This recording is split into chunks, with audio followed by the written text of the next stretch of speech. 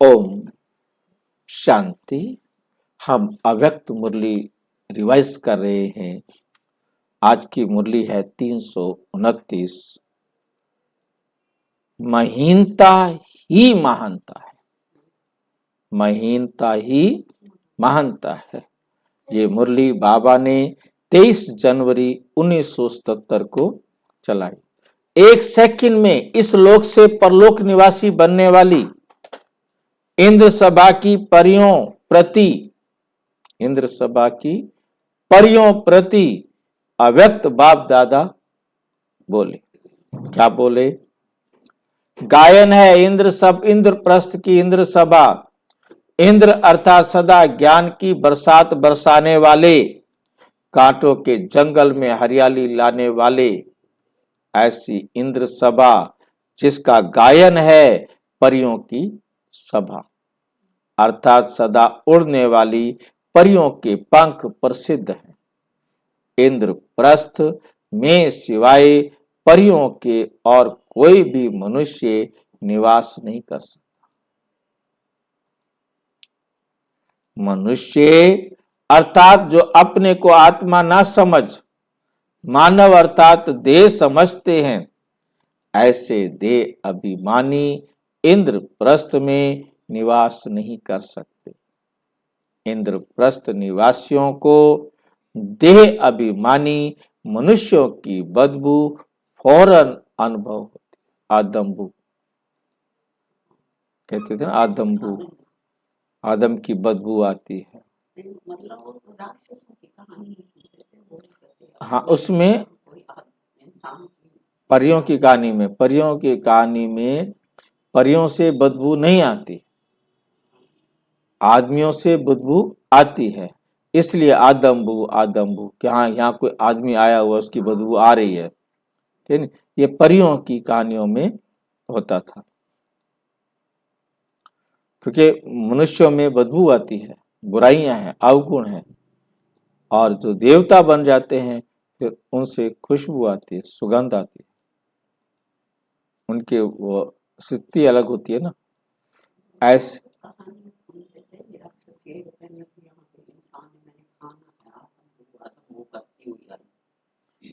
आदम राक्षस नहीं करते थे। कहानियों में बता रहा, कहानियों में परियों की, फरिश्तों की कहानियों में, मतलब कोई आदमी यदि उनके इलाके में चला जाता तो उनको आता था कि यहाँ आदमी की बू है, कोई ना कोई आदमी यहाँ आ गया है।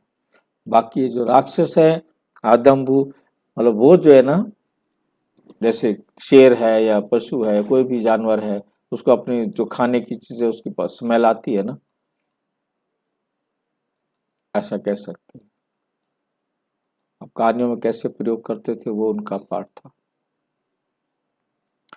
बदबू फौरन अनुभव होती है अभी देह अभिमानी मनुष्यों की। ऐसे इंद्रप्रस्थ निवासी मनुष्य की बदबू अर्थात देह की बदबू से भी दूर अपने को इंद्र सभा की परियां समझते हो। ज्ञान और योग के पंख मजबूत हैं। अगर पंख मजबूत नहीं होते तो उड़ना चाहते भी बार बार नीचे आ जाते।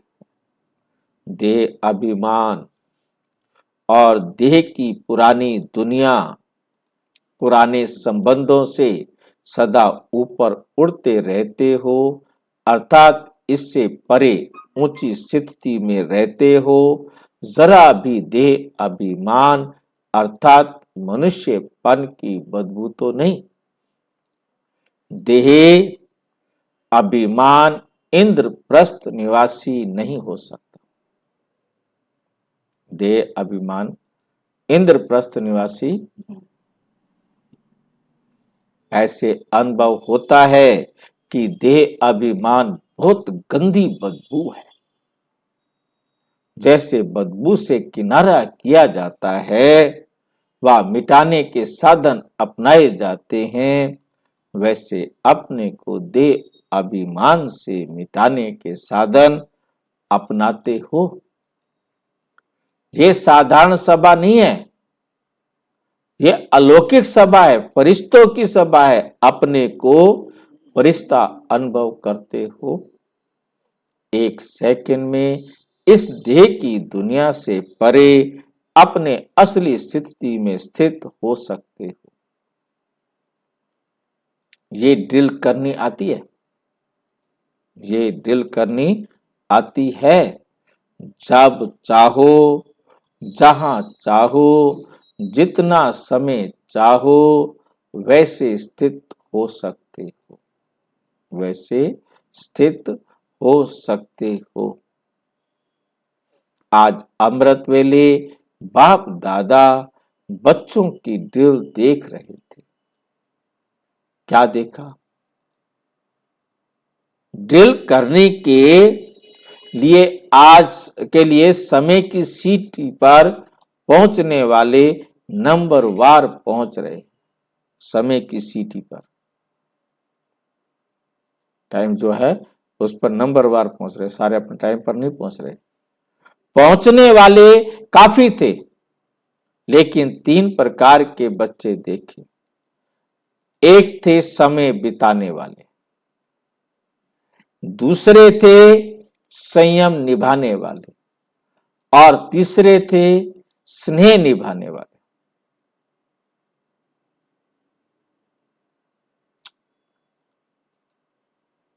हर एक का पोज अपना अपना था।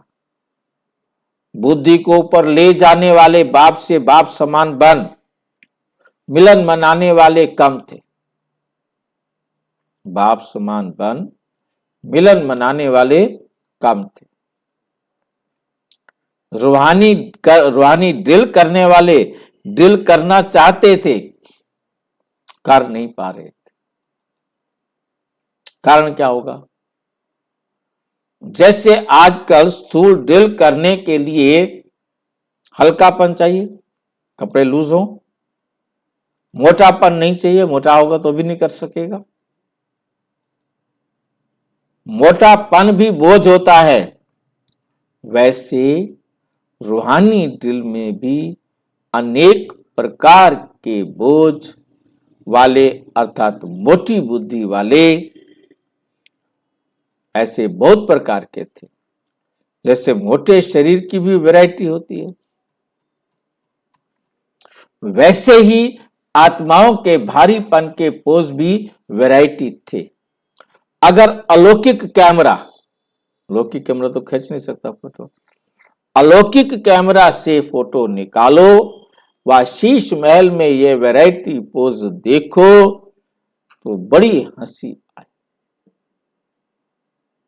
बड़ी हंसी आए। जैसे आपकी दुनिया में वैरायटी पोज का खूब हंसी का खेल दिखाते हैं ना, वैसे यहां भी खूब हंसते हैं। देखेंगे हंसी का खेल। बहुत ऐसे भी थे जो मोटेपन के कारण अपने को मोड़ना चाहते, मोड़ नहीं सकते। ऊपर जाने के बदले बार बार नीचे आ जाते थे। बीज रूप स्टेज को अनुभव करने के बदले विस्तार रूपी वृक्ष में अर्थात अनेक संकल्पों के वृक्ष में उलझ जाते। ये मोटी बुद्धि वालों के पोज सुना रहे हैं। रूह रिहान करने बैठते हैं, लेकिन रूह रूहान के बदले क्या करते हैं? स्वयं की व अन्य आत्माओं की शिकायतों की पूरी फाइल खोलकर बैठ जाते हैं। बैठते हैं चढ़ती कला का अनुभव करने के लिए, लेकिन बाप दादा को बहाने बाजी की कलाएं बहुत दिखाते। बाप दादा के आगे बोझ उतारने आते हैं, लेकिन बोझ उतारने की बजाय बाप की श्रीमत के प्रमाण न चलने के कारण अनेक प्रकार की अवज्ञाओं का बोझ अपने ऊपर चढ़ा लेते, अपने ऊपर चढ़ाते रहते। ऐसे अनेक प्रकार की बोझ वाली भारी आत्माओं के दृश्य देखे। संयम निभाने वाली आत्माओं का दृश्य भी बहुत हंसी वाला होता है। वो क्या करते हैं, क्या होता है मालूम है? बाप के आगे गुणगान करने की बजाय, बाप दादा द्वारा सर्व शक्तियों की प्राप्ति करने की बजाय निद्रा के नशे की प्राप्ति ज्यादा आकर्षण करती।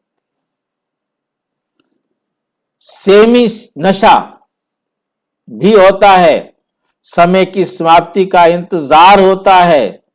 बाप से लगन के बजाय सेमी निद्रा के नशे की लगन ज्यादा होती है। इन सभी का कारण आत्मा को ही लाना है। आत्मा को भारीपन, मोटापन कर देता है। जैसे आजकल डॉक्टर्स मोटेपन को कम कराते हैं, मोटापा कम करो, वजन कम कराते हैं, हल्का क्या करेंगे, हल्का बनाते हैं वजन कम करने के लिए। वैसे ब्राह्मणों की भी आत्मा के ऊपर जो वजन, कौन से लगते हैं वजन, मेरे मेरे, जितना मेरा करते जाए उतना वजन बढ़ता जाए।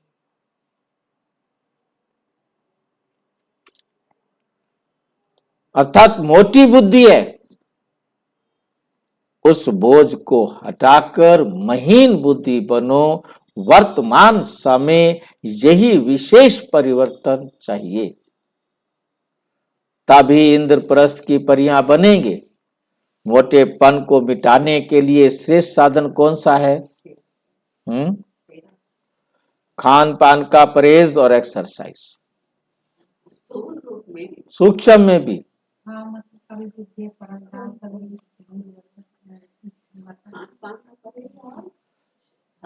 एक्सरसाइज अभी सूक्ष्म में देखो ना, खान पान क्या है, बाबा की बातें सुनते हो या दुनिया वाले किचड़े पट्टे सुनते हो?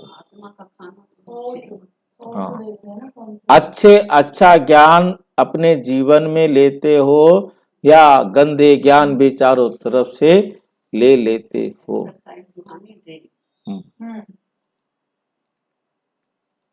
परहेज में भी अंदाज फिक्स होता है कि इतना करना है। यहां भी बुद्धि द्वारा बार बार अशरीरीपन की एक्सरसाइज करो। परमधाम वाली एक्सरसाइज नहीं बताई, कौन सी? अशरीरीपन की एक्सरसाइज। अभी अभी समझा मैं आत्मा शरीर से बाहर, और अभी अभी मैं शरीर आ गए अंदर। और बुद्धि का भोजन संकल्प है, उनकी परहेज रखो। जिस समय जो संकल्प रूपी भोजन स्वीकार करना हो, उस समय वही स्वीकार करो। व्यर्थ संकल्प रूपी एक्स्ट्रा भोजन ना हो। तो व्यर्थ संकल्पों के भोजन की परहेज हो। परहेज के लिए सेल्फ कंट्रोल, स्वयं पर नियंत्रण चाहिए, स्वयं पर नियंत्रण चाहिए। नहीं तो परहेज पूर्ण रीति नहीं कर सकते। तो सेल्फ कंट्रोल अर्थात जिस समय जैसे चाहे वहां बुद्धि लगा सके, तभी महीन बुद्धि बन जाएंगे। महीनता ही महानता है। जैसे शरीर की रीति से हल्कापन, पर्सनैलिटी है, हल्कापन पर्सनैलिटी है, वैसे बुद्धि की महीनता व आत्माओं का हल्कापन ब्राह्मण जीवन की पर्सनैलिटी है। तो अब क्या करना है? अब क्या करना है? अनेक प्रकार के मोटेपन को मिटाओ, मोटेपन का विस्तार फिर सुनाएंगे। किस प्रकार का मोटापन है? बोझ के अनेक प्रकार हैं, उसका विस्तार फिर सुनाएंगे। दिल, तो आज के दिल का समाचार क्या हुआ? बोझ का मोटापन, इसको मिटाने का ही लक्ष्य रखा। स्वयं को फरिश्ता अर्थात हल्का बनाओ। अच्छा, ओम शांति।